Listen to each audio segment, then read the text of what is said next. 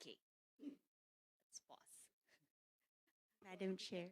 Yes, before we go to aggravating circumstances, yes, Congresswoman Anna Veloso Pozo. Madam Chair, before we proceed to tackle aggravating circumstances, I move that we approve the minutes of the minutes of the meeting for February 18 and 24.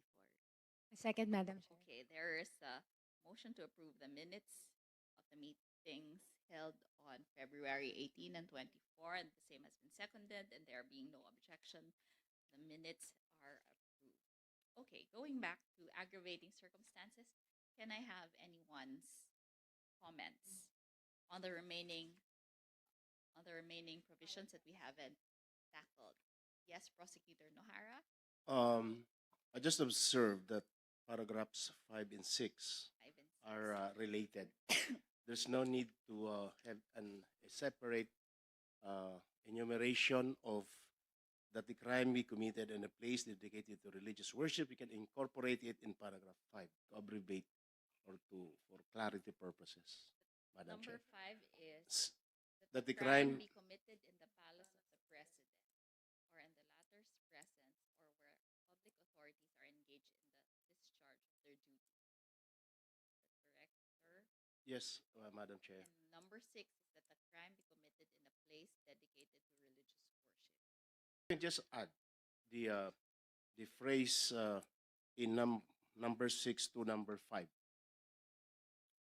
There's no need to separate them, Madam Chair.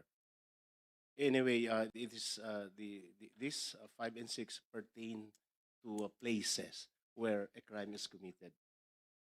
Can we just incorporate 6 to 5? Comments? Matter of style,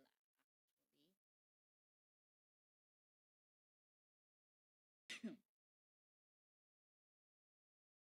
And Pao, UP. Yes, Attorney Marido.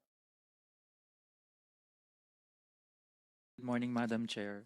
If we are going to separate paragraph 6, I suggest that we include that the crime be committed in a place dedicated to religious worship or during a religious activity, regardless of the place. Because I think if we are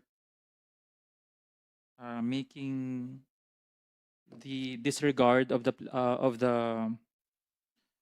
place as an aggravating circumstances, it would be there's more reason to make an aggravating circumstance the disregard of the ongoing religious activity when the crime was committed. So regardless of the place. Thank you. Thank you, Attorney Barrido. I'll take over for now. Does anybody else have comments on with respect to the place or if yes, Attorney Hernandez. To add with what Attorney Barrido said a while ago, having the aggravating circumstance be appreciated while an ongoing worship or religious worship activity is ongoing, it is congruent with the current times that we hold our religious activities in various places, such as malls, sometimes in streets along the barangay. So if there's a religious activity that's happening and a crime has been committed there, then all the more that the perpetrator had more criminal intent. Yes. So thank you. Thank you, Attorney Hernandez. Yes, Attorney Bilang. Hello, just to jump on that point, no per se objections to expanding the sixth aggravating circumstance. Just may we request for just that it be limited to an extent because religious activity can happen or it's very broad.